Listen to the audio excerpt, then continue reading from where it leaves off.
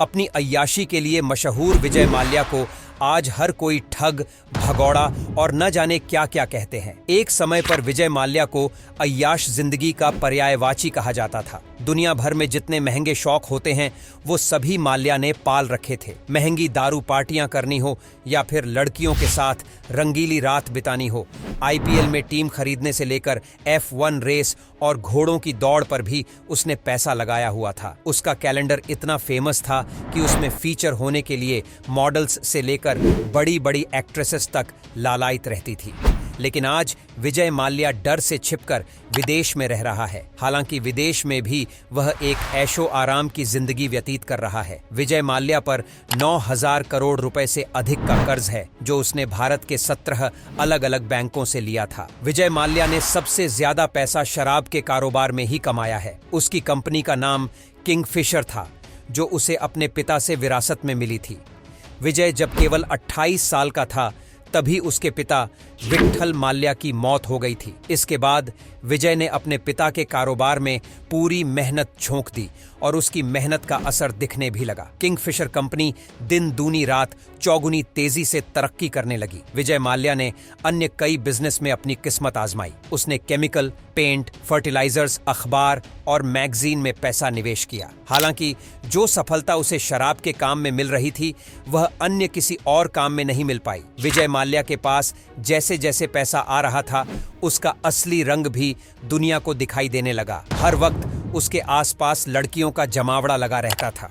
खूबसूरत मॉडल्स के बिना उसकी रात पूरी नहीं होती थी। उसकी पार्टीज में बॉलीवुड की तमाम हस्तियां शिरकत करती थीं। विदेश में भी विजय माल्या अपने नाम का परचम लहरा चुका था। सरकार से भी माल्या की अच्छी पटरी मेल खाती थी। साल 2002 में कांग्रेस पार्टी ने माल्या को सांसद बनाकर राज्यसभा भेजा। उसका नाम भारत के सबसे अमीर लोगों की सूची में हुआ करता था। किंगफिशर ब्रांड को उसने भारत तक ही सीमित नहीं रखा बल्कि विदेशों में भी उसकी बियर और शराब की खूब डिमांड रहने लगी। विजय माल्या हर वक्त कुछ नया करने की कोशिश करता था। साल 2005 में उसने अपने बेटे सिद्धार्थ माल्या के जन्मदिन पर नई एयरलाइंस कंपनी की शुरुआत की। इस कंपनी की शुरुआत के लिए माल्या ने एक भी रुपया अपनी जेब से खर्च नहीं किया था बल्कि सारा पैसा कर्ज का था। उस समय माल्या की जो शोहरत थी उसे देखते हुए कोई बैंक उसे लोन देने से भी इनकार नहीं करता था। किंगफिशर एयरलाइंस ने शुरुआत के 2 साल दमदार कमाई की। माल्या ने अपने ग्राहकों को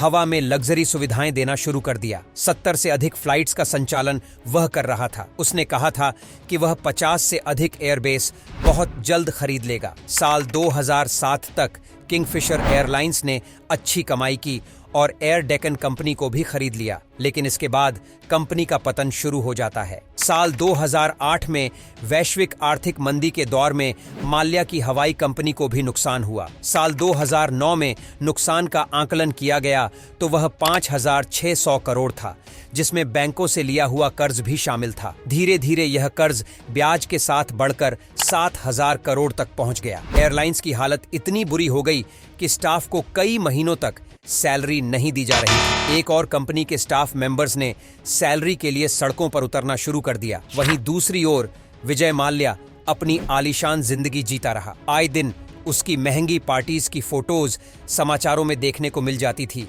जिन्हें देखने के बाद स्टाफ मेंबर्स का गुस्सा और भी ज्यादा फूट पड़ा। आलम यह हुआ कि साल 2011 में कंपनी का लाइसेंस रद्द कर दिया गया और कंपनी पर ताला लग गया। कंपनी ने कई बैंकों से उधार लिया हुआ था जो धीरे धीरे NPA यानी नॉन परफॉर्मिंग एसेट्स में कन्वर्ट होने लगा। IDBI बैंक से माल्या ने 861 करोड़ रुपए का लोन लिया लेकिन यह लोन उसने अपनी सेटिंग से लिया। असल में कंपनी को फेक दस्तावेज दिखाकर और अधिकारियों को 16 करोड़ रुपए की रिश्वत देकर उसने लोन प्राप्त कर लिया। उम्मीद थी कि माल्या यह पैसा अपनी गिरती कंपनी को दोबारा उठाने में लगाएंगे लेकिन असल में उसने सारा पैसा यूरोप में F1 रेस में लगा दिया। साल 2016 में विजय माल्या की मुश्किलें बढ़ने लगी। CBI से लेकर प्रवर्तन निदेशालय तक सभी ने माल्या को निशाना बनाना शुरू कर दिया। भले ही उसके ऊपर 9,000 करोड़ से अधिक का कर्ज था लेकिन वह फिर भी लड़कियों के साथ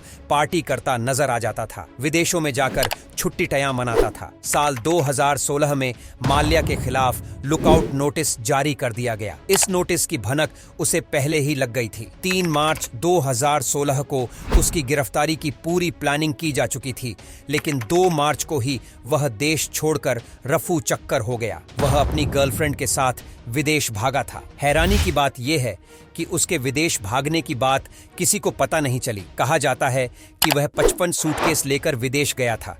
सभी एयरपोर्ट पर कड़ी निगरानी थी और अलर्ट था कि माल्या देश छोड़कर भाग न पाए। इतनी सिक्योरिटी के बावजूद वह कैसे भाग गया, इसको लेकर सरकार पर भी प्रश्न खड़े हुए। कुछ लोगों का कहना है कि माल्या को भगाने में सरकार का ही हाथ था। हालांकि इस बारे में किसी भी प्रकार की आधिकारिक पुष्टि नहीं की गई है। साल 2019 में माल्या को भगोड़ा घोषित कर दिया गया और सरकार ने उसकी संपत्ति जब्त करनी शुरू कर दी। गोवा सहित उसके कई विला, मेंशन और आलीशान बंगलों को सरकार नीलाम कर चुकी है। हालांकि उसकी कुछ प्रॉपर्टी ऐसी भी है जो नीलामी में भी नहीं बिकी। फिलहाल माल्या ब्रिटेन में आलीशान घर में रह रहा है और एक आरामदायक जिंदगी व्यतीत कर रहा है। सरकार काफी समय से उसे भारत लाने की कोशिश कर रही है, लेकिन अभी तक सफलता नहीं मिल पाई है। लेकिन उम्मीद है कि बहुत जल्द ब्रिटेन माल्या का प्रत्यार्पण कर देगा और भारत में माल्या को सजा सुनाई जाएगी। तो दोस्तों, ये थी माल्या की पूरी कहानी। उम्मीद करते हैं कि आपको ये वीडियो पसंद आई होगी।